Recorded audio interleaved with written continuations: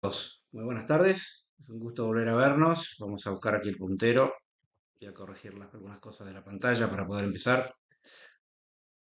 Nos volvemos a ver. Me gusta llamarla como la segunda parte de la charla de cuando hablamos de costo-efectividad. En aquella primera que vimos en Sala 7 hace algunas semanas, nos centramos fundamentalmente en la primera parte relacionada a los costos y a la gestión de nuestra práctica médica. Y esta segunda charla está mucho más relacionada a la segunda parte de ese vocablo que aprendimos o que nombramos aquella vez, que es costo-efectividad. Estamos mucho más relacionados con la evidencia científica. Y esto es lo que vamos a transitar en todo este momento. Vamos a ver los fármacos o nuevos fármacos de la insuficiencia cardíaca. Vamos a tratar de ver cuáles son los trabajos de investigación, cómo se genera la evidencia científica, cómo podemos leer e interpretar lo que nos dice la literatura o la bibliografía.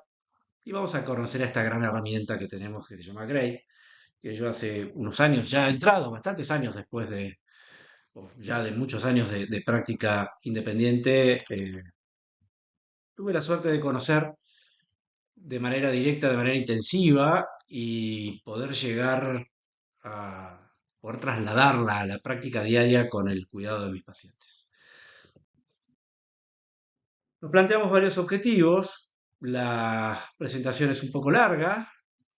Vamos a empezar a tratar de meternos en cómo puedo sacar, de dónde puedo sacar la mejor información posible, de cuál es la manera de acceder que me pueda ayudar a tomar decisiones, a tratar de aprender a hacer una evaluación crítica de la literatura. Les vamos a presentar Grade y finalmente lo vamos a utilizar a Grade y lo vamos a utilizar esta herramienta que nos muestre la certeza que tenemos en la evidencia y cómo podríamos recomendar algún tratamiento de la insuficiencia cardíaca bajo el sistema Grade. Vamos a caminar un rato.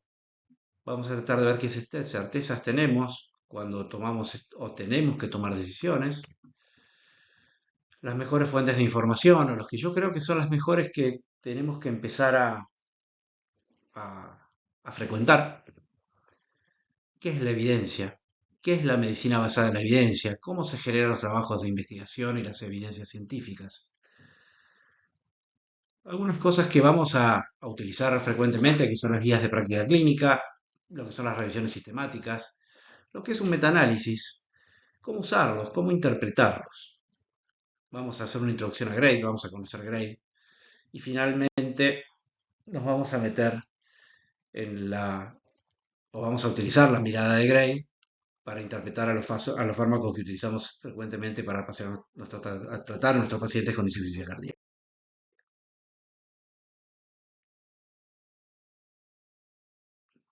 Estamos con Mario, que nos cuenta que estuvo internado hace poquito por una descompensación de su enfermedad pulmonar obstructiva crónica y que se descompensó con un cuadro de insuficiencia cardíaca y presentó un edema agudo de pulmón durante la internación. Nos cuenta que está mejor, que descansa bien por las noches, pero que hace 48 horas tuvo un episodio de disnea que lo despierta por la madrugada, obligándolo a incorporarse. Y repasamos entre sus medicaciones y vemos que está medicado con diuréticos de Lassa, furosemida 40 miligramos cada 12, valsartán cada 24 horas, carvedilol, que es un alfa beta bloqueante, y espironolactona de manera diaria. Entonces, viendo la situación, que está medicado para el que nosotros creemos está bien medicado para su insuficiencia cardíaca y a pesar de todo sigue sintomático, nos empezamos a preocupar cómo hacemos para darle un tratamiento o actualizar el tratamiento y cuán seguro puede estar de lo que yo vaya a dar. Con respecto a las certezas, es una pequeña mala noticia, ¿no? Hace unos años, y está parecido a esto, se los presenté en la sala, en la sala 7. Cuando nosotros analizamos y miramos, por ejemplo, todas o se ha presentado una revisión sistemática donde se analizó gran parte de las intervenciones que figuran en las revisaciones Cochrane, que es una de las instituciones de medicina basada en la evidencia más importantes del planeta, nos dicen que la inmensa mayoría de las cosas que hacemos casi todos los días no están avaladas por certeza alta o muy alta en la calidad de la evidencia. Y lo mismo más actual, hace poquitos meses atrás, se publica algo lo mismo. La mayoría de las revisiones sistemáticas que están en las revistas de alto impacto, las grandes revistas médicas de alto impacto, solo una de cada tres evalúa la certeza, es decir, la seguridad que tenemos en esa evidencia. Y cuando lo hicieron, fue Sistema Grade, el marco que más utilizaron para hacerlo. Con lo cual se viene el primer gran tip del día. Debemos aprender a convivir y aprender a manejar la incertidumbre con la cual tenemos que tratar a nuestros pacientes. La nuestra, la de ellos, pero fundamentalmente la nuestra. Si yo tuviera que elegir en algún momento, bueno, tengo esa gran incógnita o tengo esa gran incertidumbre de cómo puedo hacer para mejorar el tratamiento a Mario. Y bueno, ahora me tengo que sentar a buscar información y tengo diferentes lugares a donde puedo recurrir. La tradicional googlear, busco en Google o en algún gran buscador. Buscadores muy específicos, obviamente estoy cada vez más interesado en lo que es la inteligencia artificial, creo que no tiene límites y como herramienta. Y o los grandes buscadores médicos como PubMed, que es uno de los que más recomendamos. Por supuesto me puedo meter a buscar en algún trabajo científico que haya específicamente para el caso de Mario. Hay un gran epidemiólogo que se llama John Ioannidis, está en la Universidad de Stanford, en California. Hace poco hace una presentación de lo que significa. La única recomendación, yo creo que los estoy tapando con mi imagen de cámara. Hay aproximadamente publicados en todos los grandes buscadores o en la web, podemos decir, cerca de 200 millones de trabajos científicos médicos y se suman 7 millones, un poco más, todos los años, por lo cual se nos hace cada vez más complejo poder recabar información o por lo menos analizarla y comprenderla. Las redes sociales, obviamente las redes sociales hoy son todo. Hay, de la misma manera que hay muchas cosas en la web que pueden ser de mala calidad, en las redes sociales ni hablar, pero hay redes sociales y hay especialistas que publican mucho en las redes sociales de calidad y a veces podemos llegar a utilizarlo. A veces como no estoy apurado, como estoy apurado o no tengo tiempo o es algo que recién conozco, a veces me puedo guiar de la literatura que me deja mi visitador médico o el laboratorio, el que me promueve el tratamiento. Tiene, como toda cosa, digamos, está promovido por alguien que además tiene ciertos sesgos en que esto se venda.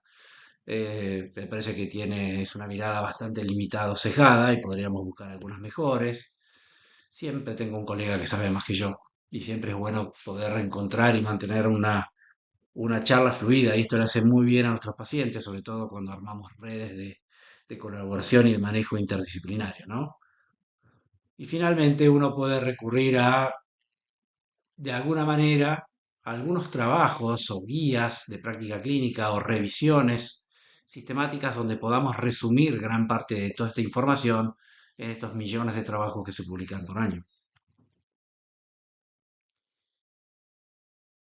Les voy a dar el segundo tip del día, creo que les voy a dar las dos que más les recomiendo y cómo acceder a la mejor información en ellos y cómo sacar el mejor jugo. La primera de ellas es PubMed de la Biblioteca Nacional Americana.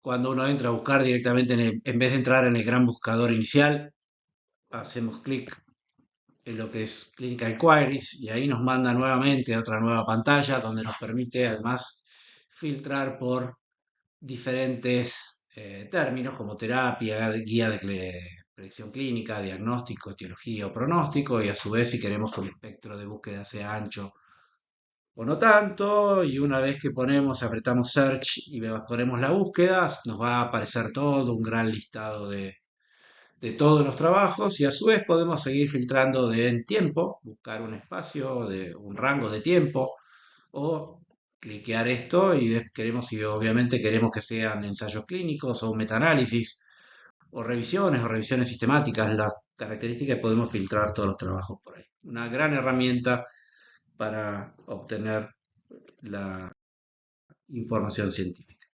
Y otra de las grandes fuentes de información que usan mucho, sobre todo eh, epidemiólogos o diseñadores o desarrolladores de guías, es Epistemónicos. Epistemónicos así como se escribe, epistemónico.org, perdón.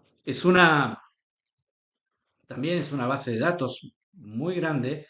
Fundamentalmente nos permite buscar y gran parte de lo que tiene es que ya tiene revisiones sistemáticas y tiene resúmenes estructurados o matrices de evidencia, buscando de la misma manera. Se puede buscar términos en español o se puede buscar términos en inglés y arroja lo mismo. Y en el caso acá pedimos insuficiencia cardíaca y nos dice que hay, por ejemplo, para insuficiencia cardíaca hay 966 revisiones sistemáticas y hay incluso una matriz de evidencia, que es, si nosotros clicleamos matriz de evidencia, nos aparece por acá, por ejemplo, esta tabla, donde esta matriz de evidencia, donde condensan los trabajos de 11 revisiones y todos los trabajos que están dentro de esa matriz. Ya es un trabajo que mucho más amplio que el que deberíamos hacer nosotros, en realidad nos permite ahorrar muchísimo tiempo.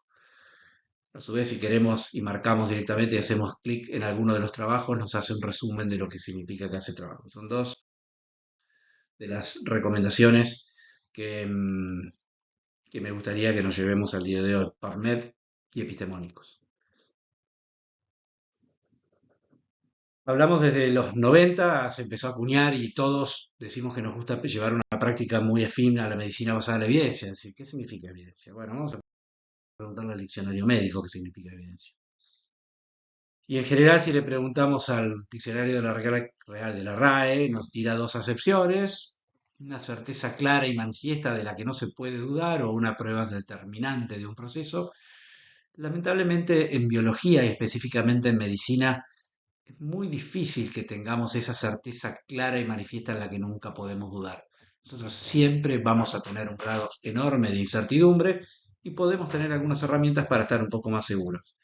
En cuanto a evidencia médica, si el diccionario de la RAE nos dice que hay dos acepciones, en realidad cuando nos metemos en salud hay una linda revisión sistemática reciente de trabajos. ¿Qué se entiende por evidencia médica o desde el punto del tema de la salud, ¿no?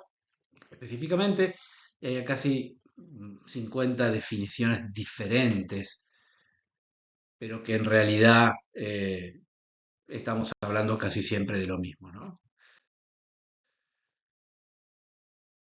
Toda esta evidencia, y nosotros utilizamos la palabra de medicina basada en evidencia fundamentalmente allá a partir de los años 90, cuando empiezan a desarrollarse estudios para avalar y certificar las distintas terapias o alternativas de tratamiento para nuestros pacientes, ¿no? Y si nos ponemos a analizar qué tipos de estudios conocemos y de dónde sale la evidencia, habitualmente decimos que tenemos dos grandes grupos de trabajos. La inmensa mayoría son grupos que se llaman observacionales, tanto sea descriptivos, donde únicamente se hace una descripción, ya sea estudios longitudinales a lo largo del tiempo o transversales en un momento único, pero en una parte poblacional y en un único momento, donde pueden ser estudios de reportes de casos, estudios de cohortes, estudios poblacionales. Y el otro gran grupo son los ensayos experimentales, donde en realidad la mayoría de las veces acá ya lo que no se quiere es observar y ver qué pasa, no se quiere únicamente observar, sino es la comparación de una o más alternativas, y son típicamente los ensayos que utiliza la industria farmacéutica o la industria para el desarrollo de nuevos fármacos. Si nosotros pudiéramos mirar, y lo vamos a ver un poquito más adelante, cómo podríamos escalar o cómo podríamos definir desde menos peso a mayor peso o mayor jerarquía en la evidencia, por abajo de todo tenemos la serie de casos y por arriba de todos un ensayo clínico y sobre todo las revisiones sistemáticas, que vamos a mirar un poquito más adelante de qué significa. Cuando les hablaba de jerarquía, esta es la típica pirámide, la pirámide tradicional que habla de la jerarquía. Abajo de todo ponen algún reporte de expertos o serie de casos, y va subiendo hasta los estudios de corte, los ensayos randomizados, controlados y aleatorizados, y fundamentalmente arriba están las revisiones sistemáticas y los metaanálisis. Algunos enfoques un poco más modernos hablan de que en realidad no es que estén más arriba, sino que son las herramientas que nos permiten condensar y traducir todo el resto de la información científica que nos aportan el resto de los ensayos de menor calidad o de menor certeza de evidencia a mayor certeza de evidencia, sea que sean controlados o no controlados. Nosotros tenemos que entender y vamos a tratar de mostrarlo rápidamente que desde el diseño de una molécula hasta que nosotros tenemos, se libera eh, un producto al mercado para tratar determinada patología, pasan muchísimos años, muchísimas fases, intervienen muchísimas personas. Desde que se descubre una nueva molécula que tiene un interés sobre un efecto fisiopatológico conocido, hasta que en par empiezan ciertos trabajos de una fase preclínica, donde se estudia fundamentalmente cosas relacionadas a la molécula como farmacocinética y farmacodinámica, hasta que en algún momento de presentar ciertas características y generalmente habiendo pasado 2, 3 o 4 años, comienzan los ensayos en lo que se llama la farmacología clínica. Esto lo vamos a ver mucho más largo, este ensayo ya, de este trabajo de hace unos años, pero en realidad lo que muestra es desde que se descubre una molécula y que se presenta hasta alguna de las agencias de autorización, una de las más conocidas es la FDA o la EMA europea, o podríamos decir si nosotros hiciéramos lo mismo en la ANMAT de la Argentina, si nosotros descubriéramos una molécula y se la presentáramos a ellos, empiezan un montón de fases, de fase 1 con voluntarios sanos, y lo único que se analiza es la toxicidad y, y diferentes niveles de, sobre todo de efectos adversos, ¿no? Que puede llegar a tener. Y estos procesos tardan no menos de 10, 12 años de investigación. Y ahí es porque estas moléculas, una vez presentadas y descubiertas y autorizadas por la entidad que las va a autorizar o las va a rechazar, tienen una protección durante aproximadamente 20 años por un sistema de patente.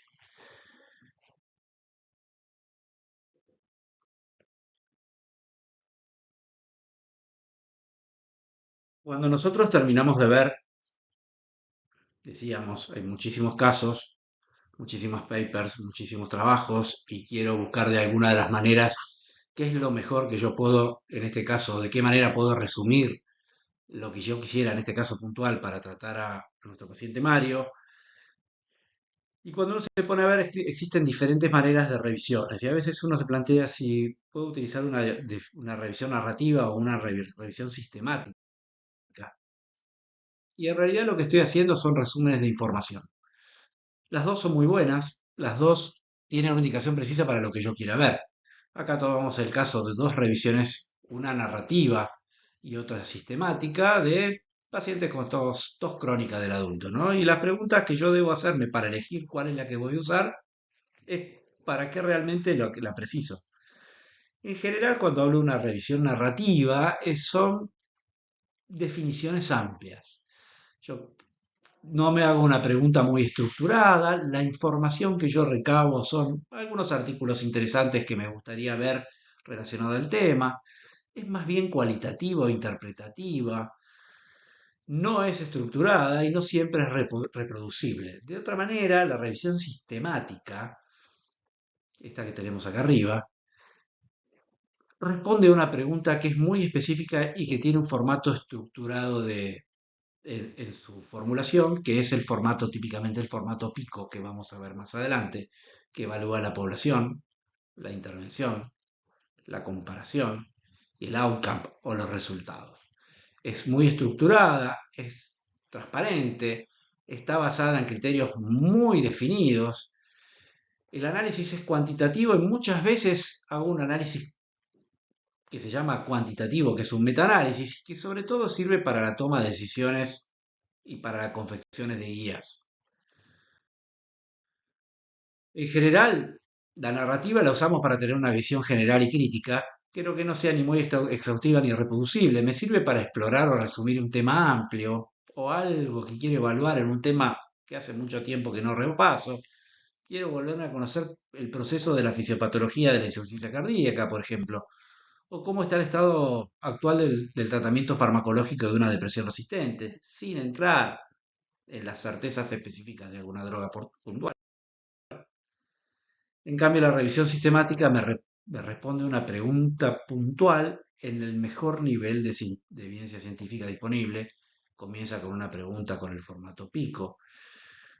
Identifica, evalúa y sintetiza toda la evidencia, y ahora lo vamos a ver más adelante cómo es el proceso para hacer una revisión sistemática, y sirve fundamentalmente para tomar decisiones clínicas o políticas sanitarias. Ejemplo, en este caso, los bloqueadores de los intercambiadores de sodio glucosa tipo 2 reducen la mortalidad en pacientes con insuficiencia cardíaca con fracción de eyección preservada, distinto a hacer una revisión narrativa de tratamiento de la insuficiencia cardíaca. Es decir, las revisiones sistemáticas son una forma de síntesis de evidencia muy estructurada, usan métodos muy explícitos y documentados, y es una respuesta a una pregunta de investigación que está claramente formulada. Fundamentalmente estas revisiones comienzan con la pregunta y son consideradas en general evidencias de la más alta calidad, aunque obviamente también como todo puede tener algunos sesgos o errores durante su diseño. En general, decíamos recién, empieza con una pregunta estructurada, que es la pregunta pico. Vamos a indagar un poquito más adelante. Cuando nos hacemos esa pregunta, que es la que queremos responder, el siguiente paso es la búsqueda de las bases de datos. Y no es una búsqueda de decir, bueno, busco 2 o 3 trabajos y con eso hago mi informe, sino que cuando uno se plantea hacer una revisión sistemática para una revisión puntual, para una pregunta puntual, uno busca en todas las bases, por lo menos las que tenga acceso. Puede buscar PubMed, puede buscar en Cochrane, puede buscar en Embase, las que sean, y se sacan, de acuerdo con una pregunta estructurada y con un formato clarificado de cuáles son los criterios que van a ser los trabajos, todos los artículos que incluyan esas palabras de búsqueda. Se hace luego la selección de los artículos, se sacan todos los que están duplicados, porque como fueron 2, 3, 5 bases, se sacan los duplicados, se hace la selección de los artículos, una vez que están, se leen los abstracts y los títulos, una vez que quedan esos, se ven si corresponden a los criterios de búsqueda, si los ensayos en la revisión sistemática en realidad quieren responder a una pregunta únicamente con ensayos controlados randomizados a doble ciego, se sacan todo el resto de los trabajos que no coinciden con esas características y se sigue con la depuración hasta finalmente extraer todos los datos de todos esos trabajos y hacer una revisión o un análisis. Fundamentalmente lo que se hace después es el análisis de cada uno de esos trabajos. Habitualmente se utiliza alguna plantilla de diseño y se hace un análisis cuantitativo y se ponen todos estos ensayos en lo que se llama un metaanálisis, que no es más que una combinación de los resultados y lo que nos permite sobre todo es aumentar la potencia. Cuando yo estoy sumando muchos ensayos que hablan de lo mismo, toman muchísimo más pacientes, por lo cual el número que van a dar es mucho más confiable. El resultado final es estadísticamente mucho más significativo y mucho más preciso. En general, toda esta información se recaba en un software que es de la red Cochrane, se llama Redman, es bajable y es gratuito en la red Cochrane y tiene el formato para cargar todos los resultados que termina siendo e interpretándose en lo que conocemos en el tradicional vista de un metaanálisis.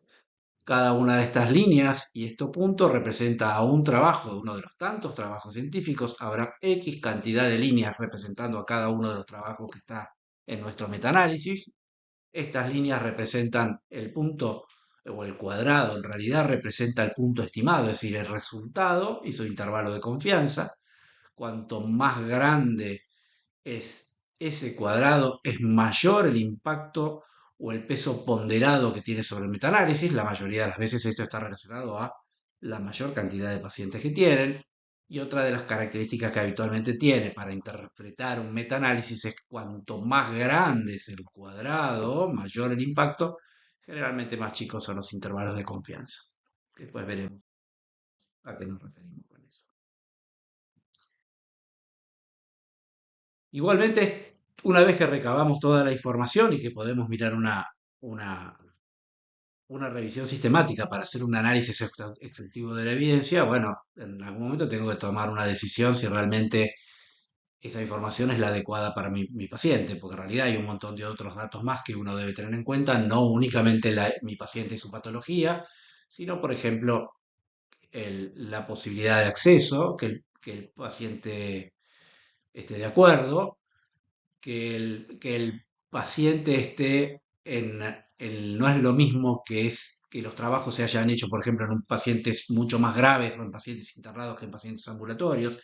Y todas estas decisiones que vimos en la medicina basada en la evidencia y que las sintetizamos en una revisión sistemática, la tenemos que transformar en una guía práctica clínica, que no es más que un conjunto de recomendaciones basadas en una revisión sistemática que tiene el objetivo de optimizar la atención. Generalmente lo que mira es, además, todos los beneficios que obtuve y todos los riesgos que tengo. La mayoría de las veces vamos a encontrar así, en este caso es la guía europea del año 2021 sobre el diagnóstico y tratamiento de la insuficiencia cardíaca aguda y crónica, y que muchas veces, independientemente de esto, muchas veces, como además toman cosas propias, distintas a lo mejor de la patología propia, podemos a veces encontrar que las guías se adaptan más a un medio y son distintas. No necesariamente una guía que publica en los Estados Unidos sea adaptable a la mejor guía que podemos tener nosotros en la Argentina, o lo mismo los europeos, porque pueden cambiar las características de las poblaciones, las características de las intervenciones terapéuticas que podamos llegar a tener. A su vez, uno puede hacer en su propio medio en el cual está, y es común con uno de los con quien yo me formé en evaluación de tecnologías en Buenos Aires. Ellos eran de un centro muy grande en Buenos Aires y ellos tienen sus propias guías de práctica clínica para la inmensa mayoría de las patologías que ellos vienen. Ellos tienen su propia población, tienen su propia epidemiología, conocen acceso a obviamente a sus pacientes y tienen acceso también o conocimiento a las diferentes intervenciones o terapéuticas que tienen. Entonces ellos tienen su propia guía de práctica clínica para el tratamiento de la neumonía intrahospitalaria, conociendo sus gérmenes, sus pacientes y lo que ellos habitualmente tienen. Entonces estas guías de práctica clínica pueden utilizarse muchas veces para cuestiones sí, terapéuticas. Acá vemos que hay varias, ¿no? Y me gusta mostrar esta imagen porque esta es la guía canadiense, pero que en realidad hace la comparación de ellos con las europeas y con las americanas, también en el tratamiento de la insuficiencia cardíaca. Y donde cada una de ellas toma diferentes criterios para avalar el peso y la certeza de la evidencia de cada uno de los diferentes grupos de drogas que habitualmente utilizamos. Por lo cual, una guía de práctica clínica muy bien hecha debe cumplir algunos requisitos que vamos a mirar más adelante y que obviamente deben adaptarse al medio y al grupo de pacientes en los cuales nosotros vamos a tratar. Por lo cual, son recomendaciones. Nos intenta hacer asistir para tomar las mejores resoluciones informadas, no solamente, aunque habitualmente las asociamos con intervenciones clínicas, ¿no? También hay guías de práctica clínica que están relacionadas a salud pública o a políticas gubernamentales, ¿no? En esencia, lo único que hacen es responder a una pregunta concreta, ¿está? Que es la que nos planteamos anteriormente. Lo utilizan a través de diferentes aseveraciones y que me dicen la calidad de la evidencia y la fuerza con la cual me hacen la recomendación. Estas recomendaciones las hacen en aseveraciones o enunciados y cada uno de estos enunciados se acompaña de con qué certeza y con qué fuerza me lo recomienda. En general, una buena práctica clínica debe tener los tres principios fundamentales de la medicina basada en la evidencia, que son el análisis y el contexto clínico, los valores del paciente. Nunca debemos olvidarnos, al fin y al cabo, todo esto que estamos haciendo es fundamentalmente por el paciente. Y utilizar o recurrir al análisis de la mayor cantidad o la mejor certeza de evidencia científica que podamos disponer. Si le preguntamos a Gordon Gayat, que es probablemente obviamente es uno de los grandes directivos de GRAID que vamos a ver más adelante y uno de los mayores expertos en medicina basada en la evidencia, dice, ¿cómo podemos reconocer a una guía de práctica clínica confiable? Y básicamente nos dice que nos hagamos 6 preguntas. La primera, si las recomendaciones que nos hacen son claras. Es decir, que está claramente identificado cada uno de los statements, de las recomendaciones que hace? Los que hicieron las recomendaciones, es decir, los panelistas, el panel que hace la recomendación clínica, ¿tuvo en cuenta todas las alternativas disponibles? Estos mismos panelistas reconsideraron o consideraron todos los resultados importantes que son para el paciente, fundamentalmente los resultados que un paciente debería tener en cuenta. Estos resultados o el backup que tomaron para tomar estas decisiones se basaron en una revisión que está actualizada. Esa fuerza de recomendación que hace es compatible con la certeza que tenemos en la evidencia. Esto lo vamos a ver un poquito más adelante. Había conflictos de intereses. Muchos de estos integrantes de guías o de las recomendaciones muchas veces presentan enorme cantidad de conflictos, muchas veces económicos, obviamente, porque son speakers de la industria y obviamente gran parte de las guías muchas veces están con conflictos de intereses que deberían resolverse.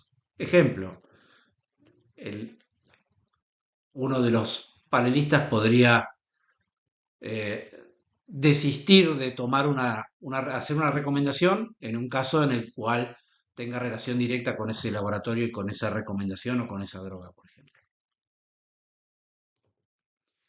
Y si nos miramos cuáles son las principales diferencias entre una guía que es confiable y otra que no, también Gordon Gallat nos dice, la mayoría de las veces las confiables tienen una recomendación clara y accionable, las otras son más ambiguas. En las confiables hay un panel multidisciplinario con todos los actores claves y cuando hablamos de factores claves, también muchas veces de los pacientes, tienen muy declarados y gestionados los conflictos de intereses. El formato de las preguntas y selección de la priorización de los resultados es con el formato PICO. Priorizan los resultados en importantes y críticos para los pacientes. Están basados en una revisión sistemática rigurosa. Se tienen en cuenta los valores y preferencias de los pacientes de manera transparente y terminan haciendo recomendaciones fundamentalmente basadas en balances de riesgos-beneficios, en certezas y en las preferencias de pacientes y están representadas de alguna manera en riesgos absolutos y una certeza clara en lo que se llaman tablas de presentación de resultados o de summary of findings o tablas SOF. Porque en realidad cuando nosotros tenemos que tomar determinaciones y queremos saber si un poco si lo que estamos comprando es comprado podrido, con pescado de buena calidad. Tratamos de ver que estar seguros de la calidad o la certeza de la evidencia en la cual nos estamos apoyando para la toma de decisiones. Estamos o no seguros de que los pacientes en los cuales estamos evaluando esa alternativa son iguales a los pacientes que yo tengo enfrente mío. En este caso, Mario es el mismo paciente que el que está en las guías. Cuando analizaron los comparadores, ¿qué comparadores tomaron? ¿La mejor terapia alternativa evidente o al día de la fecha o algún otro comparador diferente? ¿Se midieron desenlaces clave o outcomes importantes? ¿En algún momento se tuvieron en cuenta los valores y preferencias de Mario? ¿Qué es lo que él podría hacer? ¿Alguien tuvo en cuenta el costo y el uso de los recursos? Y esta imagen ya se la presenté hace unas semanas. Para esto tenemos hace ya varios años la herramienta Grade. Grade, al fin y al cabo, que no es más que un acrónimo que dice Grading of Recommendations, Assessments, Development and Evaluations, no es más que un enfoque transparente para calificar la solidez de la evidencia y la certeza de las recomendaciones para cualquier pregunta clínica, diagnóstica o terapéutica. Enfatiza la importancia de considerar todas las fortalezas y debilidades que tiene la evidencia, porque realmente, volvemos a decir, tenemos mucha incertidumbre y no existe esa evidencia indiscutida y, y que nos decía el diccionario de la RAE, y también tiene en cuenta valores de preferencias de pacientes y algunas consideraciones prácticas al momento de la toma de decisiones. Grade no es nuevo, a pesar de que para algunos de nosotros sí es bastante relativamente poco que lo conocemos, pero Grade comienza ya para el año 2000, se empieza a reunir este grupo de trabajo, Grade. La mayoría que los integraban eran epidemiólogos, metodólogos, gente que elaboraba guías, preocupados fundamentalmente por estas enormes diferencias que habían en los consensos y en las guías de trabajo, ¿no? Por diferentes maneras de buscar y de resumir la evidencia. El primer trabajo sale publicado para allá por el año 2004 en el British Medical Journal. En la actualidad, más y más de 100 organizaciones en todo el mundo que utilizan GRADE como herramienta para evaluar y tomar las decisiones, fundamentalmente la red de Cochrane, la Organización Mundial de la Salud, el American College of Physicians, el UpToDate, el NICE británico y un montón más como la herramienta de cabecera. Les voy a dejar un poquito más adelante, se está lanzando una actualización en el New England Journal, en el British Medical Journal, que empezaron a salir a partir de ahora del mes de abril. eh, una actualización en cada uno de los diferentes pasos de lo que significa Grade y cómo debemos trabajar y cómo sería el enfoque de la utilización de esta herramienta. Cuando hablamos de Grade, hablamos entonces de una herramienta transparente que nos ayuda a tomar decisiones, tratando de apoyarnos en la mejor certeza y con la mayor seguridad posible. Y el enfoque en realidad consta de esto. Lo primero que hace es se pregunta la pregunta, o se hace la pregunta. Determina cuáles son los resultados de interés que yo voy para responder esa pregunta. Hace la revisión sistemática, como mostramos anteriormente, de toda la literatura. Elige un umbral de magnitud de efecto. Y ahora les vamos a ver por qué es esto. Después, una vez que tiene esos resultados y ya sabe cuánto le va a pedir a la nueva intervención, estima el efecto de esa intervención. Evalúa la calidad de la evidencia y la clasifica de acuerdo a cada uno de los resultados. Y formula una recomendación. Y a esa recomendación además determina la fuerza de la recomendación. Vamos a ver más adelante cómo es una recomendación Gray.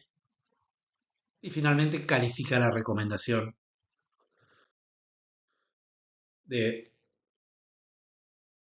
esa, de esta alternativa. El primer paso probablemente empieza siendo el paso fundamental, que es haciendo de manera correcta la pregunta. Y la pregunta la utiliza o la hace utilizando el formato Pico. Pico lo van a ver en toda la bibliografía desde los últimos 20 años o desde que aparece esto. Es la manera de hacernos la pregunta concreta para tener la respuesta eh, certera a lo que queremos ver. La pregunta Pico no es más que un acrónimo que muestra esto: población, intervención, comparador y outcomes en inglés, y son los resultados. La pregunta debe estar lo suficientemente clara y concisa para que el resultado sea lo suficientemente claro y conciso. Uno puede hacer una pregunta a lo mejor un poco más amplia, por ejemplo, ¿se debe derivar la rehabilitación pulmonar, la intervención, a los pacientes con EPOC, la población? Los resultados podrían ser para mejorar el B1, por ejemplo. O podría ser mucho más chica y se puede hacer la misma pregunta: derivar rehabilitación pulmonar a un paciente con EPOC para mejorar su calidad funcional, a los pacientes que tienen un BEF del 50 al 80%. U otra pregunta: ¿es la terapia de activación de varios receptores del seno carotídeo eficaz y efectiva, más eficaz y efectiva que el tratamiento médico habitual para las personas con insuficiencia cardíaca? Pregunta amplia. O en realidad la puedo acortar, que sean la misma pregunta en pacientes con insuficiencia cardíaca, pero que a su vez esa insuficiencia cardíaca sea un grupo de ellos, fracción de eyección reducida, y que a su vez tengan hipertensión refractaria. Ya es mucho más chico el espectro. Por eso es tan importante hacer de manera muy trabajosa y muy detallada la pregunta. Una vez que se hace la pregunta, determina cuáles son los resultados importantes que realmente son para el paciente. Porque hay muchos resultados que claramente son importantes para el paciente. Fundamentalmente la mortalidad, la calidad de vida, la disnea, el caso de insuficiencia cardíaca, ¿no? Por ejemplo, la duración de la internación. En cambio, a lo mejor decirle oxigenación o BEF, el paciente no lo toma como tan importante. ¿Y cómo clasifica estos resultados? Los clasifica como críticos, como importantes y no críticos, o como meramente informativos. Y veamos algunos. Porque en realidad lo que hace es, al avalar toda la información, empieza a medir todos estos diferentes resultados. Y una de las características que tiene Grade es que califica o certifica la evidencia en cada uno de estos resultados que va a analizar. Cuando yo voy a tomar una definición y cuando voy a hacer una revisión y voy a hacer una recomendación, yo elijo mis resultados en base a si son importantes, críticos, importantes, y a cada uno de esos resultados le voy a medir la calidad de la evidencia para que me puedan permitir hacer una recomendación. ¿Cómo se califica la evidencia? Se califica básicamente en cuatro maneras: muy alta, alta, moderada, baja o muy baja. Y si nosotros tomáramos, por ejemplo, lo que dice Gray, ¿cuáles serían unos criterios críticos para insuficiencia cardíaca? Podríamos hablar de mortalidad total, de mortalidad cardiovascular, de las hospitalizaciones por insuficiencia cardíaca, de efectos adversos graves, que también tenemos que tenerlos en cuenta con las medicaciones, por ejemplo. Algunos importantes puede ser la fracción de eyección, porque se relaciona de alguna manera con los síntomas, pero hay parámetros que no son nada importantes, por ejemplo, parámetros hemodinámicos aislados, los hallazgos en un ecodoppler, por ejemplo, ¿no? Podemos ver un poquito más adelante. Claramente la muerte cardiovascular es crítica, impacta directamente en la vida del paciente, la hospitalización también en la vida, la calidad de vida del paciente, obviamente impacta en el sistema sanitario. La fracción de eyección, como decíamos antes, en algún momento sí influja o refleja o influye sobre la función cardíaca, pero no siempre se correlaciona con la presencia de síntomas. Y obviamente hay algunos que no tienen nada que ver, por lo cual, por lo menos no son intrascendentes o no son trascendentes, no son tan importantes para que perdamos el tiempo y el esfuerzo en buscar una revisión y hacer un trabajo sobre ello. De hecho, muchos de estos lo vamos a ver, cómo Grade interpreta estos resultados para poder dar certeza a la evidencia. Una vez que definimos la pregunta pico y la tenemos clara, la segunda es, y definimos los outcomes y además definimos qué tipo de outcomes vamos a buscar y fundamentalmente que sean críticos o que sean importantes, hacemos una revisión sistemática como vimos un rato antes. Elegimos un umbral de magnitud de efecto, es decir, a este nuevo tratamiento, ¿qué le voy a pedir? ¿Que lo mejore un poquitito o que lo mejore mucho? Esto es decidir si esto, cuánto va a tener que aplicar esta nueva tecnología para que forme parte o cambie una práctica clínica ya establecida, porque al fin y al cabo estamos comparando contra un gold standard, ¿no? O contra lo mejor que disponemos el día de hoy.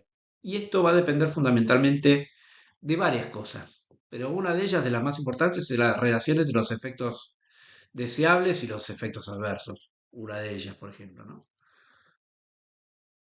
Vamos a mostrar un ejemplo o dos para ver que sea claro y fácil de entender este concepto. Si nosotros quisiéramos recomendar aspirina para el infarto de miocardio, le vamos a pedir una pequeña magnitud de efecto, porque en realidad disminuye la mortalidad, tiene muy pocos efectos adversos graves, es raro un efecto adverso muy grave por la aspirina y además tiene un costo que es muy bajo. Ahora, en cambio, imagínense vamos a empezar a usar trombolisis para tratar la trombosis venosa profunda para disminuir la éstasis venosa crónica, un endpoint que tampoco debería tener tanta importancia, pero obviamente ya de por sí es un efecto, un outcome no tan importante, pero que puede tener un riesgo gravísimo, como puede ser una hemorragia intracraneal, por lo cual el incorporarlo debería tener un efecto, una magnitud de efecto sumamente alta para poder asumir tanto riesgo. Lo mismo sería si el costo fuera inalcanzable, y a veces en estos le podemos agregar otra situación diferente. También otro ejemplo más es lo que pasa muchas veces con los medicamentos huérfanos, es decir, para patologías generalmente raras o ultra raras, en las cuales no tenemos un tratamiento que exista. Entonces, obviamente, al no tener otra alternativa, bueno, podemos tener en cuenta ese criterio para pedirle determinada magnitud de efecto. Una vez que tenemos la población, que elegimos los outcomes, que hicimos el metaanálisis, que le pedimos cuánto le pedimos ahí, estimamos el efecto de la intervención, habitualmente lo hacemos por un metaanálisis, y entonces podemos decir que el efecto estimado de los beta-agonistas son de menos 24,7, 24,7, con un índice, con un intervalo de confianza de menos 28 a menos 20. Después de que hacemos todos esos pasos, el paso siguiente es evaluar la calidad de la evidencia.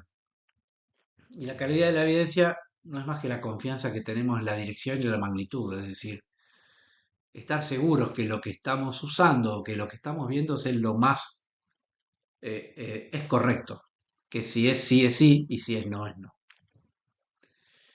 La calidad de la evidencia comienza, Gray, con algunas suposiciones base.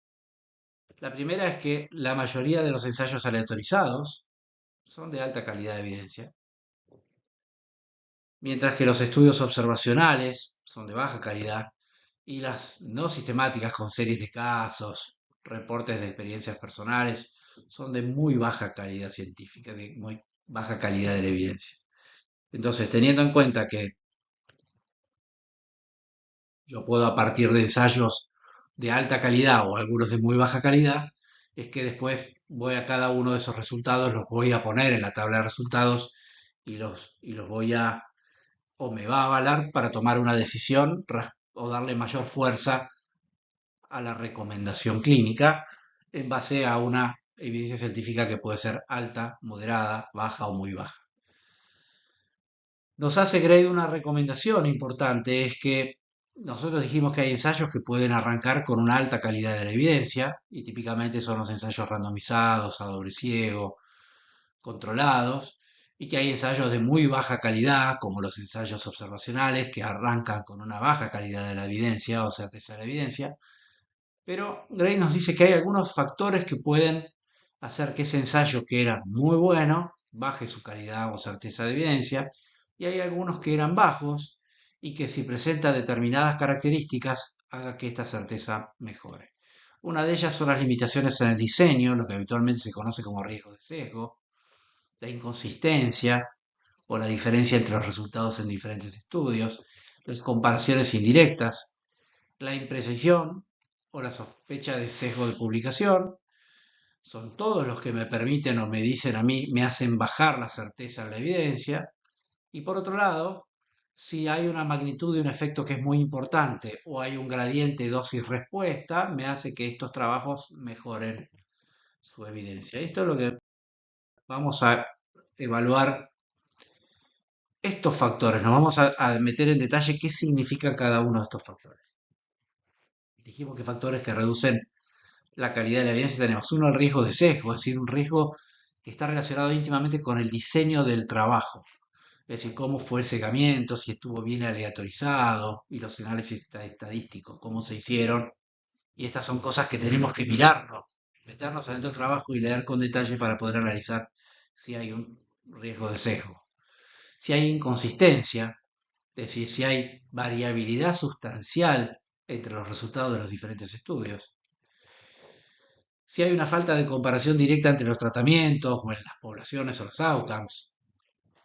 Si hay imprecisión, ya lo vamos a ver qué significa con los intervalos de confianza. Y si hay sesgo de publicación. Esto es bastante característico. Esto es una característica especial de que la mayoría de las veces los trabajos que se publican casi siempre están más relacionados con resultados positivos y los resultados cuando fueron negativos no se publicaron. Y hay algunas maneras que podemos seguir a buscarlos. No es tan sencilla, pero Gray recomienda algunas de las maneras de cómo podemos hacer para ver si hay sesgo de publicación. Empezamos con el riesgo de sesgo. ¿Cuándo decimos que puede haber un sesgo? Cuando hay una falta de ocultamiento en la asignación. Generalmente los resultados van a variar de acuerdo al riesgo de base o el riesgo basal del paciente. Si yo ya sé que este paciente puede tener diferente riesgo y a lo mejor podría meterlo en tratamiento o en placebo o en una u otra droga, lo que se debe hacer es que sea que la mayor cantidad de gente que esté, desde los que asignan a dónde va ese paciente al grupo, o los pacientes, esa es la ocultación, ¿no? Lo que se llama la aleatorización, o los que el cegamiento es quienes hacen la intervención cuando se puede, quienes cuidan a los pacientes, o el mismo paciente no sabe qué tratamiento recibe, o en algunos casos es inevitable que lo sepa, si yo estoy, que no lo sepa, si yo estoy comparando, por ejemplo, tratamiento médico de la cardiopatía isquémica, por decir un ejemplo, versus angioplastia, y es poco probable que el paciente no sepa que le hicieron una angioplastia por la intervención, lo mismo el hemodinamista, pero sí no debería saberlo quién asignó a ese paciente a cuáles de los grupos, ni tampoco quiénes están analizando los datos y los resultados de este trial. Entonces, uno puede hacer, aunque falte cegamiento en alguna de las partes, que el paciente sepa que le trató, pero no el resto de las personas que intervienen en el ensayo. Que hayan perdido muchos pacientes, el ensayo tenía X cantidad de pacientes para tratar, NNT o número de pacientes para tratar, o que se pierdan algunos resultados. En este caso, de nuevo, algunos resultados se perdieron y no los tenemos. Entonces, las preguntas que nos habíamos hecho eran 5 y hay 3 resultados que no los tenemos porque se perdieron. Me hace bajar el nivel de certeza de evidencia. Y la otra, muchas veces esta es muy frecuente de ver, de que a veces en la industria empieza teniendo, sobre todo a medida que tiene pocos casos, se empieza a ver que los resultados son muy favorables, entonces hacen una suspensión temprana de ese tratamiento. Gray también considera, por cuestiones metodológicas, que esta interrupción temprana debería ser bajar el riesgo de la evidencia.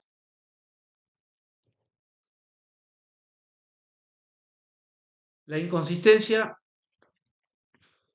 para medir la inconsistencia lo que miramos son los resultados de los estudios. Nos vamos a esas metaanálisis y miramos cada uno de esos puntitos o esos cuadraditos de qué lado de la línea de tratar se encuentran. Vamos a mostrarlos acá. Todos los resultados los pusimos en un forest plot o una tabla bosque que se llama, donde tenemos la línea de no tratar o la línea de resultado neutro. De acá para acá favorece a uno, de acá para acá favorece al otro. Cada uno de estos puntos o cuadraditos en realidad son los puntos de cada uno de estos ensayos, ensayo 1, el 2, el 3, el 4, el 5, y este es el total que resume todo, donde dio el ensayo el punto estimado o el resultado con sus intervalos de confianza. Cuando nosotros medimos la inconsistencia, nos referimos a algo que es consistente, o que es consistente cuando la mayoría de los puntos estimados son muy parecidos. En este caso, vemos, en realidad hablamos de inconsistencia cuando medimos dos cosas, que son que los puntos estimados sean diferentes y la otra es que no haya correlación o no haya solapamiento entre los intervalos de confianza. Después veremos lo que es un intervalo de confianza, pero cada forma de presentación de un estudio tiene un punto estimado y un intervalo de confianza.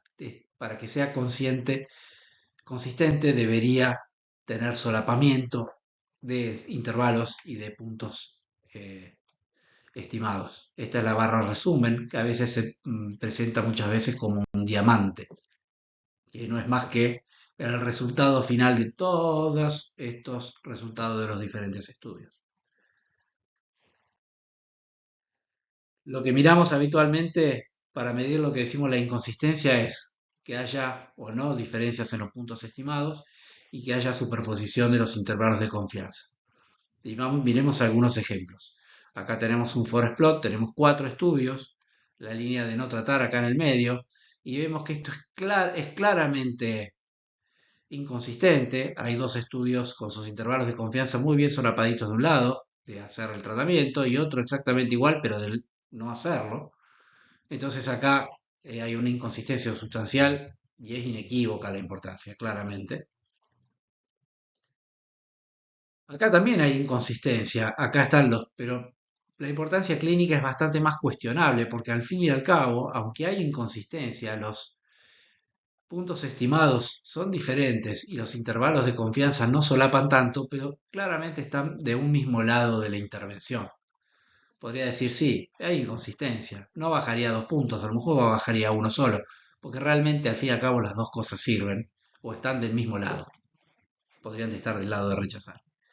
Y la que sigue es, acá prácticamente casi todos los puntos estimados están muy parejos, al igual que los intervalos de confianza, pero no hay duda de que tenemos un cambio en la dirección. Unos están de un lado, otros están del otro, pero la inconsistencia es mínima. Casi que podríamos decir, si uno pudiera resumir acá, hay muy poca diferencia o muy poco probable que haya diferencia entre hacer o no hacer determinado tratamiento.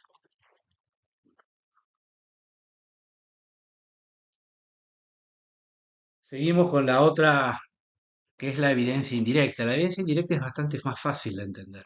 Cuando puede presentarse evidencia indirecta y al fin y al cabo no es más que si yo que estoy evaluando y estoy evaluando pico, población, intervención, comparador y resultado, la evidencia indirecta es cuando lo que se compara tiene diferencias en alguna de estas cosas. Los pacientes son diferentes, sí.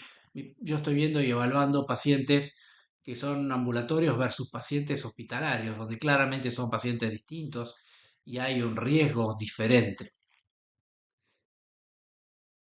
La,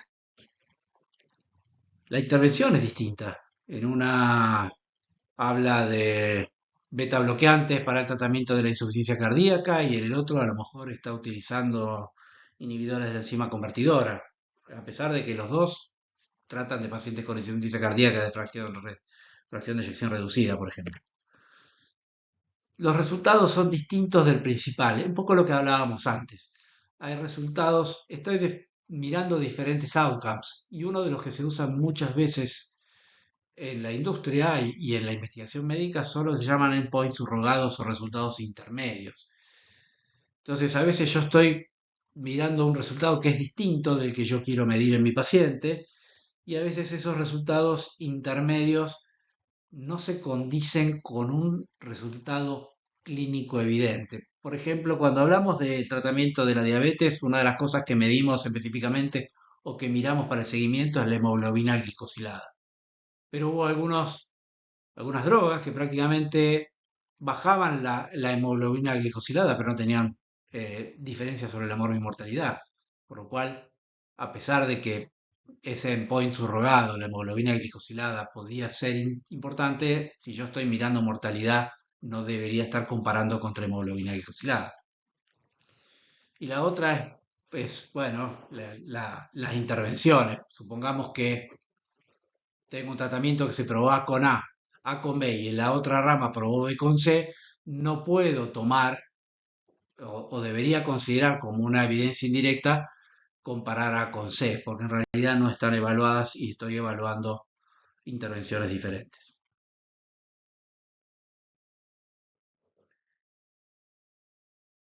Cuando miramos la imprecisión, trabajamos y miramos este pedacito que es lo que hablábamos antes. Acá tenemos el punto estimado, el resultado, acá tenemos de nuevo el forest plot, acá la línea que decimos de si vamos a tratarlo o no, perdón, del resultado, si da resultado o no, para acá o para acá, y mostramos lo que son los intervalos de confianza. ¿Qué es un intervalo de confianza? En realidad si nosotros, es lo que nos permite a nosotros medir la certeza que dentro de ese espacio, y característicamente se toma un porcentaje, el 95%, es decir, si yo hago una prueba, la repito 100 veces, el 95% de las veces mi resultado va a estar entre este valor y este valor. Y decimos que una prueba es imprecisa habitualmente cuando puede cambiar el hacer o no hacer, por ejemplo, si yo tomara alguno de estos como punto de confianza, mi valor superior o mi valor inferior. Por ejemplo, el intervalo de confianza, el determinado, lo vimos hace un ratito cuando veíamos la prueba o resultado de los pacientes por EPOC, decíamos que los beta agonistas para el asma inducida por ejercicio tienen un 24% de mejora con un intervalo de confianza que va entre 20 y 28. Ahora, si el punto umbral hubiese estado en 22, muy probablemente ese 28 que está por fuera del 22, por ejemplo, en esta línea, si yo hubiese tomado esta línea de corte en vez de esta, debería ser impreciso porque el resultado superior o el inferior del intervalo de confianza eh, cruza la línea del no efecto. El último es el sesgo de publicación, que nos haría bajar. Esto es lo que se mide habitualmente como el funnel plot o la tabla tipo embudo. La mayoría de los ensayos muestran un patrón así, los puntos estimados con mucho peso y están los que están un poco a favor y en contra, tienen la mayoría de veces estos, ¿no? Con muchos pacientes, con pocos pacientes, con resultados favores y en contra, la mayoría de las veces, si uno pudiera graficarlo, graficaría en esto, ¿no? Lo que se sabe es que muchos de los trabajos habitualmente que tienen resultados negativos no se terminan publicando, porque a nadie le interesa publicar un trabajo que tiene resultados negativos. Y entonces generalmente vemos que son bastante asimétricos cuando lo podemos hacer y los metemos en un soft que nos marca este tipo de imagen. Y al mismo tiempo dijimos que hay factores que pueden aumentar la calidad en evidencia en ensayos que arrancaron con una evidencia baja de inicio. Por ejemplo, en un ensayo, en un estudio de cohorte, cuando existe una gran magnitud de efecto. Por ejemplo, nadie podría dudar del efecto que tiene la adrenalina para tratamiento de una anafilaxia. Vamos a un ejemplo burdo que ha salido publicado en un artículo en el British Medical Journal ya por los años 2000, cuando hablaba mucho de esto de la medicina basada en evidencia. No hay ensayos randomizados que se hayan comparado a doble ciego, gente que la tiraban con paracaídas y no con paracaídas. Sin embargo, el saltar con un paracaídas tiene una gran magnitud de efecto, ¿no? Es salvarse o no salvarse. Y la otra es cuando además a mayor cantidad de dosis hay una mejor respuesta. Estas dos son los criterios que utiliza Gray para decir que un estudio que empieza con una baja nivel de calidad metodológica puede subirla a uno o dos niveles.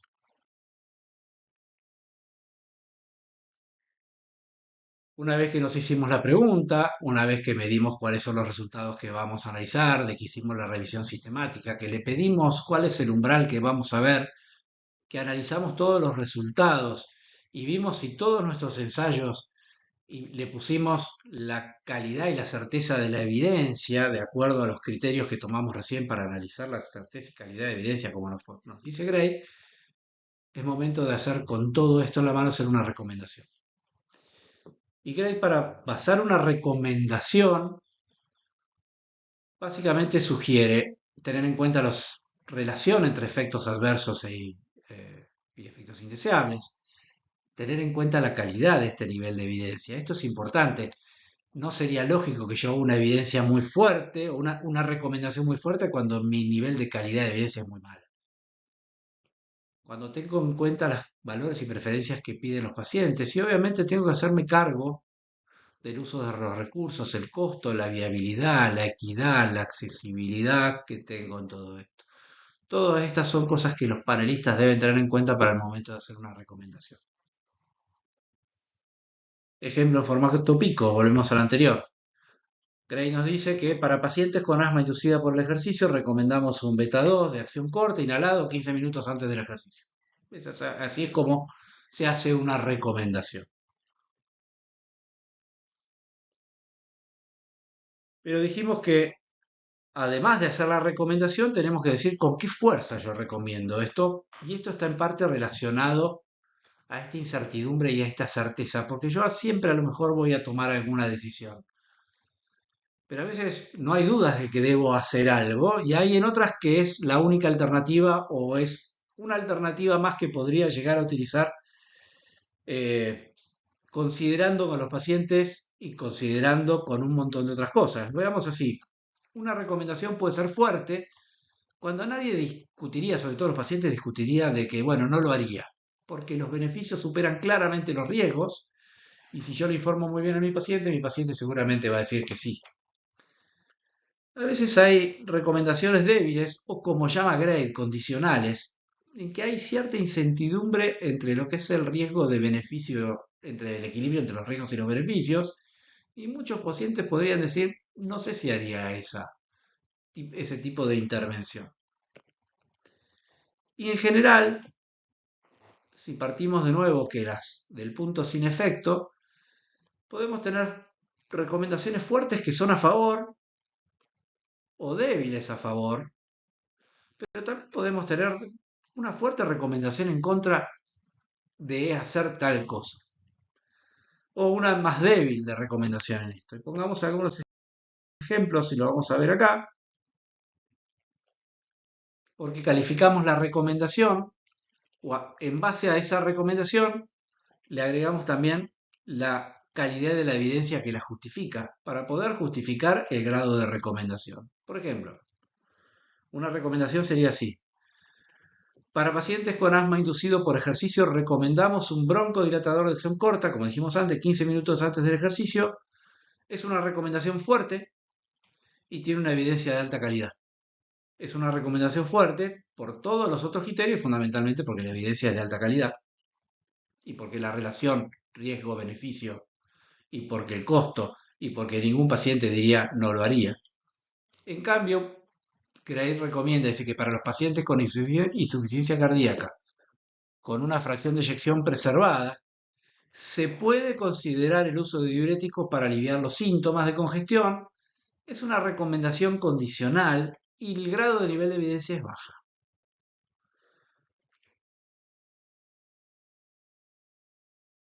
Si nosotros pudiéramos ser, este es el artículo introductorio de Great Core que sale ahora, publicado a partir del mes de abril, todo lo que es abril y mayo y probablemente junio del 2025, toda esta nueva serie de actualización de Great. Great lo que hace es buscar los estudios randomizados o observacionales. A veces no hay estudios randomizados de determinadas patologías y situaciones, y eso no significa que yo no pueda hacer una recomendación. Los ensayos randomizables parten con un nivel de certeza alta inicialmente y los observacionales baja, pero que hay un montón de criterios, riesgo de sesgo, imprecisión, indirecta, inconsistencia, sesgo de publicación, que me bajan la certeza de la evidencia o que para los casos observacionales me las puede subir, como por ejemplo un efecto grande o que sea un efecto dosis respuesta. Y finalmente termino poniendo mis niveles de certeza en evidencia en alto, moderado, bajo y muy bajo. Si queremos volver a resumir cómo eran los pasos, comenzábamos con una pregunta muy bien detallada, con el formato PICO, población, intervención, comparación y el outcomes. Elegimos cuáles son los outcomes que vamos a medir y vamos a elegir fundamentalmente aquellos que son críticos e importantes y le decimos que no a los no importantes.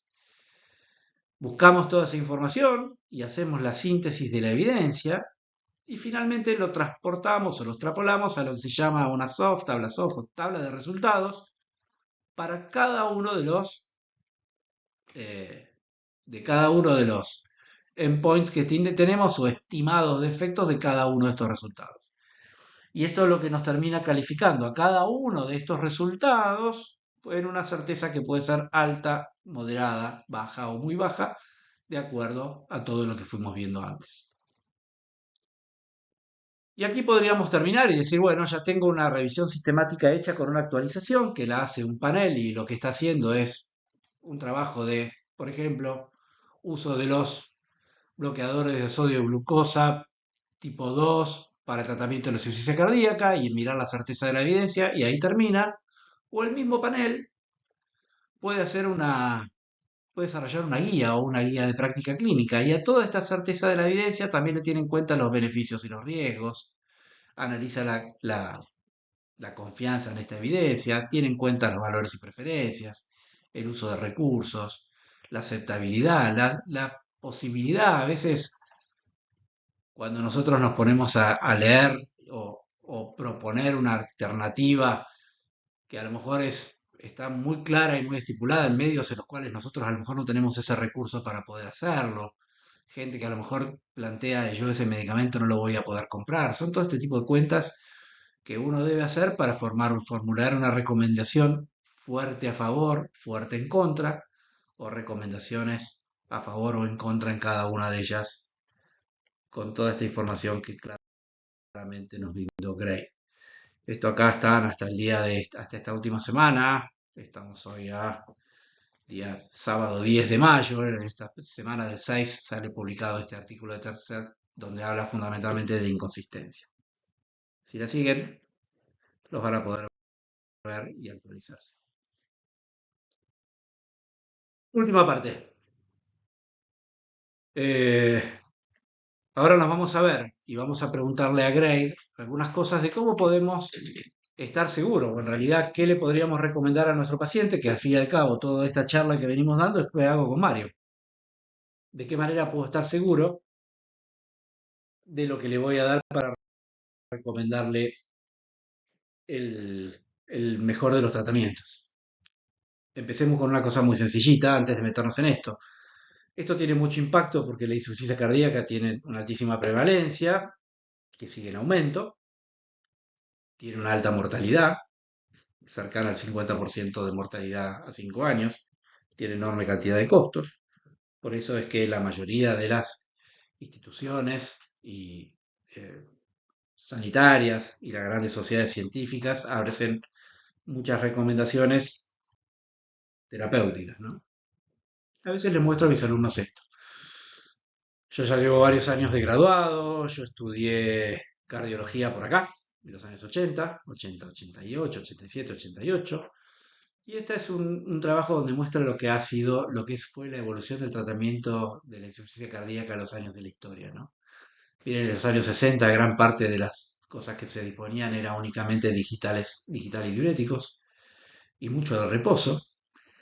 Con el tiempo, yo siempre les digo, si yo cuando rendía cardiología les hubiese dicho al profesor que iba a darle beta bloqueantes, todavía estoy volando en el aire de la patada que me pegaban.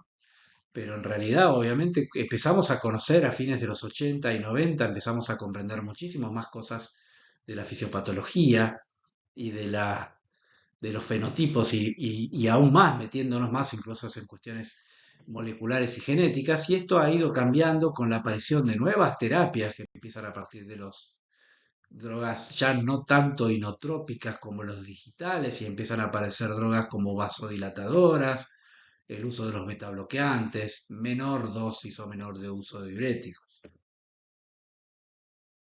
Y acá si lo pudiéramos a esta misma imagen la extrapolamos, vemos que acá en una linda revisión sistemática de hace muy poquito, cómo fueron de los años 80, cómo empiezan a aparecer los principales tratamientos, los principales trials que avalan los principales grupos de drogas en los diferentes tratamientos a lo largo de la historia. Fundamentalmente acá estamos hablando de los inhibidores de la enzima convertidora. En los 90 empezamos a meter los betabloqueantes, después empezamos a meter también los antagonistas de la espironolactona. Y aquí vemos en el resumen de este gran metaanálisis que podemos ver cómo a medida que fuimos incorporando y agrupando diferentes grupos de drogas más modernas, mejor estudiadas, hemos mejorado y algunas de ellas, muchos grupos de estas drogas, en realidad hoy cuatro fundamentalmente, han demostrado mejorarnos la mortalidad de estos pacientes. Por supuesto que en todas las instancias de cuando nosotros clasificamos a la insuficiencia cardíaca, por estadios, de los pacientes estadio A, aquellos que están en riesgo de, siempre tenemos algo que hacer, fundamentalmente tratar factores de riesgo, cambios de hábitos y tratar alguna patología de base, pero nos vamos a meter fundamentalmente cuando hablamos acá eh, en los pacientes que ya están con estadios de franca insuficiencia cardíaca sintomática. Y si nosotros usamos Grade y le hacemos una pregunta, le preguntamos a Grade, le pudiéramos hacer una pregunta. ¿Cuáles serían los indicadores robustos que yo debería medir y cuáles son los grupos de drogas que realmente han demostrado una efectividad o una eficacia suficiente sobre estos indicadores robustos, me va a decir que indicador importante sería una reducción de la mortalidad, de la hospitalización o de la mejora sintomática, y que en la actualidad el enfoque debería basarse en estos cuatro grupos de drogas que en general han demostrado impacto sobre algunos de estos marcadores robustos. Vamos a verlo cada uno. El primer grupo son los inhibidores, están los del grupo que tienen algo que ver con son los IECA o los ARA2 o los ARNI, que hay un grupo de una de las últimas drogas incorporadas a partir de estudios como el Paradigm, que son los inhibidores selectivos de los inhibidores del sistema renina-angiotensina-aldosterona y los inhibidores de la nepriticina, como es el sacubitrilo, que es una combinación con valsartán, que es un ARA2, que claramente han demostrado una disminución en la mortalidad cardiovascular y en las hospitalizaciones y que Gray puede certificar en base a todos estos resultados de estudios y metaanálisis que tiene una certeza o una calidad de la evidencia alta y que la recomendación de su uso debería ser fuerte a favor. Gray también nos diría que los betabloqueantes, drogas más viejas también, pero han demostrado una disminución de la mortalidad total y cardiovascular y mejora la clase funcional, que la certeza de la evidencia es alta en base a muchos metaanálisis y ensayos controlados como el MERIT y el Copernicus, y que la recomendación de tratamiento es fuerte a favor.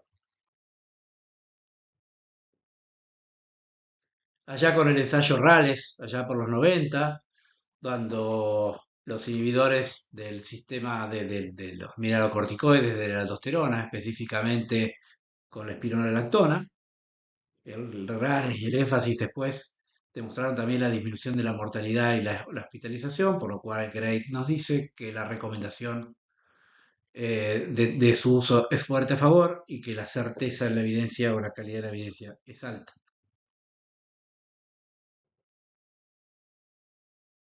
Y el último, pero no por eso menos importante, es algo que realmente podemos decir que es un hallazgo. Es una de las últimas incorporaciones en los últimos grandes consensos de tratamiento. Y es lo que se usa la serendipia, ¿no? Considerado, se dice el descubrimiento de las cosas importantes pero que no eran buscadas. Se atribuye a Einstein una frase que dice, es como la serendipia es ir a buscar gusanos y encontrar pepitas de oro. Y acá nos referimos a la serendipia. Hay muchas cosas. Por ejemplo, digamos, cuando estaban buscando la penicilina, como fue un hallazgo, y como muchísimas otras cosas que aparecen en la investigación médica.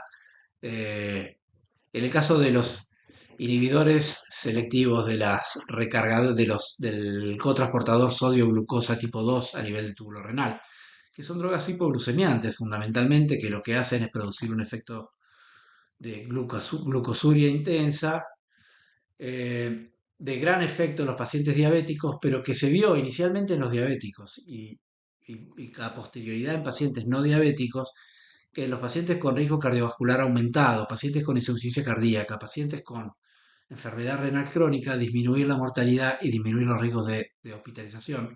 Por lo cual, Gray hace una recomendación fuerte a favor de su uso, con una calidad de la evidencia muy alta en base a gran cantidad de estudios que aparecieron en los últimos años. Teniendo en cuenta que hoy, a veces, yo digo a mis pacientes, muchas de estas drogas están más indicadas hoy por los cardiólogos que por los endocrinólogos. Realmente ha sido una serendipia, realmente ha sido un hallazgo de una pepita de oro para el tratamiento de la insuficiencia cardíaca. Hay otros tratamientos, veíamos en uno de los cuadros iniciales de la evolución de cómo ha cambiado de los años 60 a la fecha.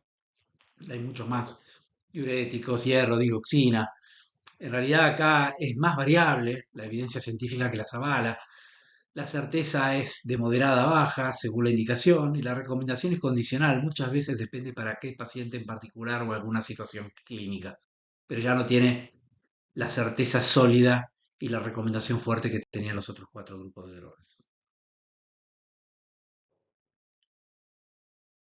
Otra de las recomendaciones, y esto no tiene mucho que ver con Grade, pero hay dos cosas que quiero mostrar antes de que terminemos, que durante mucho tiempo, y si a lo mejor uno busca clases o recomendaciones de hace 10, 12, 15 años era el tratamiento escalonado de la insuficiencia cardíaca. Hay diferentes grupos que las hacen hacer diferente. La mayoría desde que aparecieron estas terapias médicas guiadas, está por guías de diagnóstico, digamos, el uso de las clínicas nos llevan a que tratemos fundamentalmente de manera temprana todas las drogas y en el momento inicial, ya no tanto empezarlas de manera escalonada e ir agregando. Hoy la mayoría de las recomendaciones es desde el día uno, la mayoría de nuestros pacientes deberían estar recibiendo todos los grupos de drogas, sobre todo desde el momento del diagnóstico, desde el momento que están en unidad coronaria o desde el momento que se van de alta de unidad coronaria, y después ir acomodando las dosis, y las dosis deben estar llevadas a los valores cercanos. En realidad uno debería ser, porque una de las cosas que muchas veces se ve es que muchos de los pacientes tienen un poquito de cada una de las drogas. Las drogas deben ser llevadas a las dosis más cercanas a los trabajos pivotales que demostraron su uso y su beneficio. Y muchas de las cosas que vemos también en la práctica de todos los días, este es un ensayo, en realidad es un trabajo que se fue de varios países en el mundo, hay tres, cuatro países, Estados Unidos, Suecia, creo que Noruega, Estados Unidos, Suecia y Japón, cerca de 300.000 pacientes. Y bueno, se tardó algunos más de 100 días, prácticamente 3 meses, para seguir incorporando las cuatro drogas. Lo que se vio, como muchas veces vemos nosotros en la práctica diaria de nuestros pacientes, cualquiera sea de las patologías, es que muchos de estos pacientes con el tiempo abandonan parte de la medicación. Y probablemente esta sea otra de las grandes cosas que tengamos que ver, como de hacer hincapié en el cuidado de nuestros pacientes con patologías crónicas, el abandono de la terapéutica, por los motivos que sean. En síntesis, no tenemos dudas que al día de hoy la insuficiencia cardíaca tiene una evidencia sólida para sus fundamentos y pilares terapéuticos. Que GRADE es una gran herramienta que nos permite tomar decisiones clínicas muy informadas, no en insuficiencia cardíaca, en todo. Y eso sería una buena práctica, después de decir, bueno, cuando yo estoy mirando una guía o una revisión sistemática o una guía de terapéutica, que hayan utilizado la herramienta GRADE para la toma o para las recomendaciones. Estoy seguro de que esa va a ser la mejor evidencia científica que pueda llegar a tener. Y que obviamente GRADE además nos permite jerarquizar las intervenciones y priorizar y hacer un uso adecuado de recursos. Esto lo volvemos a unir con la clase que hablamos unas semanas atrás, en la primera clase, de lo que fue costo-efectividad. GRADE es una gran herramienta para hacer un uso adecuado de recursos. Volvemos con Mario. ¿Qué le podríamos decir a Mario? Dijimos que Mario estaba medicado con fusemida, que está con valsartán, es decir, tiene un ARA2, tiene beta bloqueantes, a lo mejor dosis bajas, tiene espironolactona, y que a lo mejor uno podría decir, bueno, le faltaría recomendar agregarle alguna de este cuarto grupo terapéutico, la DAPA o la empaglifosina, que son de las drogas más utilizadas en este momento. Trataríamos de ajustar las dosis de las medicaciones, que habitualmente o muchas veces estas dosis no están ajustadas a las dosis altas o las dosis que nos marcaron los trials por los cuales mostraron el beneficio. Y muchas de las otras cosas que a veces no debemos dejar de hacer con Mario es seguir promoviendo cambios en el estilo de vida, porque independientemente de las mejores terapéuticas que tengamos, si no hacemos las medidas no farmacológicas y el resto de las medidas de los cuidados, todo lo mejor que tengamos tampoco nos va a dar un buen resultado. Hemos terminado. Como si yo pudiera decir después de una clase de una hora y media de estar haciendo esta charla, me gustaría decirles dos o tres cosas. Yo a Grade lo conocí de grande. eh, en algún momento pensé que únicamente me iba a servir si yo me dedicaba a ser un evaluador de tecnologías sanitarias o ser un metodólogo o alguien que hace guías. Y en realidad es una enorme herramienta que es bastante más sencilla de lo que parece, y que para que yo pueda tomar decisiones. Y a lo mejor yo no voy a utilizar Gradle, no voy a hacer ensayos con Gradle, no voy a hacer trabajos de guías, pero sí me gusta cuando yo estoy buscando una certeza o algún trabajo con una guía para recomendar para algún tratamiento para mis pacientes, es ver si la recomendación o la metodología que utilizaron para medir la evidencia fue Grade. Me va a dar la mayor tranquilidad o la mayor certidumbre dentro de este gran mar de incertidumbre de nuestra práctica médica. Gracias por todo. Nos vemos la próxima. Muchas gracias.